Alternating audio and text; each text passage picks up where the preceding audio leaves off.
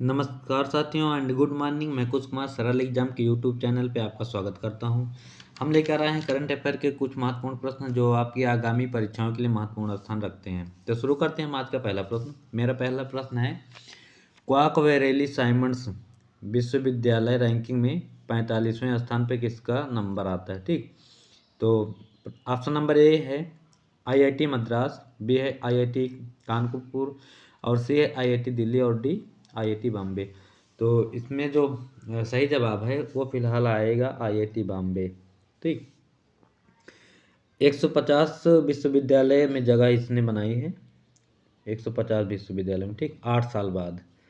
और Massachusetts institute of technology शीर्ष 10 में प्रवेश करने वाला पहला एशियाई देश बना है जो चीन का है।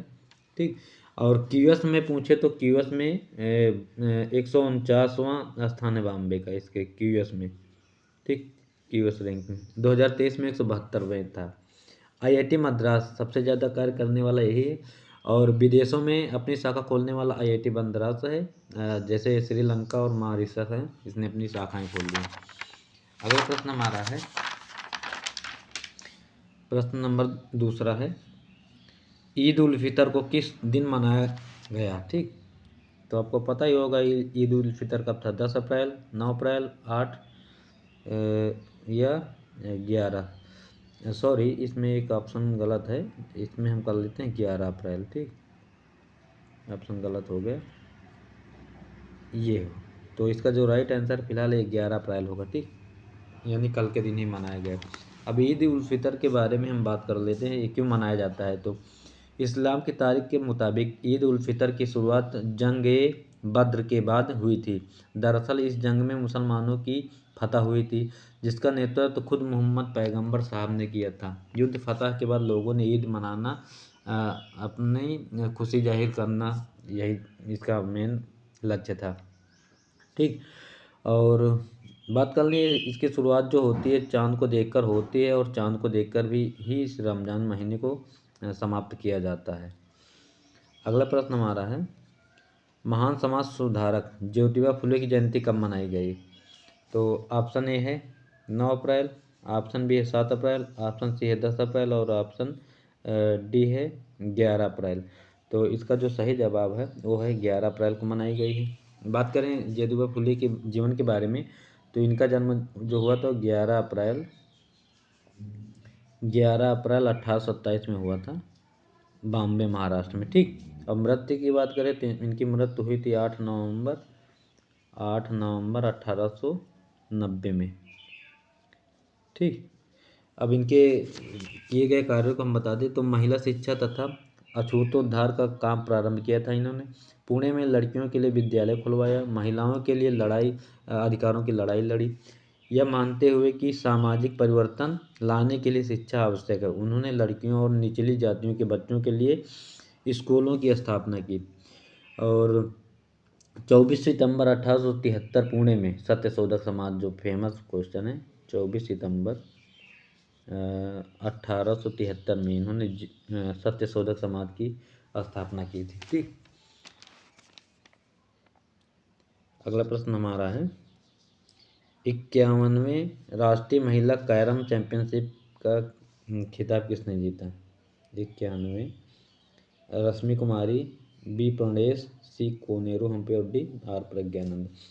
तो 51वां जो राष्ट्रीय महिला कैरम चैंपियनशिप हुआ है इसकी विजेता बनी रश्मि कुमारी 12वीं बार। ठीक, इसका राइट आंसर होगा ए ऑप्शन। अगला प्रश्न हमारा है, भारत में किस ब्रिटिश उच्चायुक्त की नियुक्ति की गई? Option A Martin Douglas, B है जॉन बपाटे, सी है एलेक्सा एलिस और डी लिंडी कैमरून। तो इसका जो सही जवाब है फिलहाल डी ऑप्शन है, लिंडी कैमरून बनी है। इनके बारे में बता दें तो एलेक्सा एलिस की विदाई हो गई है, ये पहले थी। ठीक, ये पहले थी, इनकी विदाई हो गई। दिल्ली में इन्होंने पदभार संभाला है और लिंडा ब्रिटेन की नॉर्दर्न आयरलैंड ऑफिस की डायरेक्टर जनरल रह चुकी है इसके पहले।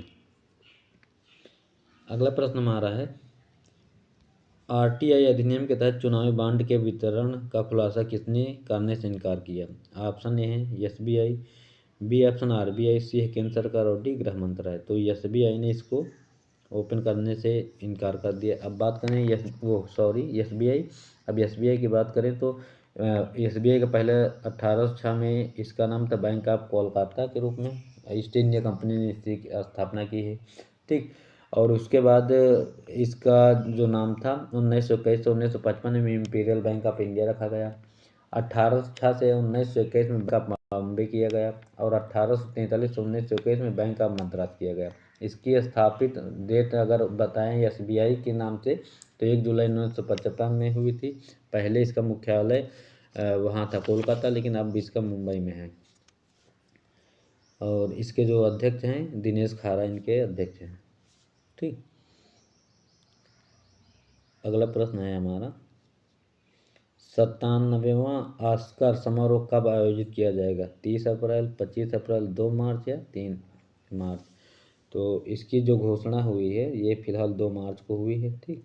ऑस्कर पुरस्कार और ये होगा लॉस एंजलिस में। भारत की पहली जो ऑस्कर विजेता थी वो भानु अथैया थी, ठीक। भानु अथैया। अब बताएं तो इनको मिला कब था ऑस्कर अवार्ड? तो इनको जो ऑस्कर अवार्ड मिला था ये मिला था 1982 में रिचर्ड एटनबरो द्वारा निर्देशित फिल्म गांधी की जीवनी के लिए मिला था, ठीक। और पहली बार इनको मिला था 1950 में अवार्ड ये, ठीक। इन्होंने पोशाक डिजाइन किया था, कॉस्ट्यूम डिजाइनर ये थी। तो 1882 में जब आई थी रिचर्ड एटनबरो इसके निर्देशक वाली फिल्म है गांधी की जीवनी के लिए, ठीक। अगला प्रश्न हमारा है घुड़सवारी प्रदर्शन 2024 का आयोजन कहाँ हुआ? हैदराबाद में हुआ, लखनऊ में, मुंबई में हुआ या हरियाणा में हुआ? तो इसका जो आयोजन हुआ है फिलहाल ये हरियाणा में हुआ है, ठीक। और बात करें कि कहाँ पे हुआ है तो वहाँ लखनऊ में, तो सूर्या खेल परिसर में लखनऊ में हुआ, सूर्या खेल परिसर लखनऊ, ठीक। लखनऊ।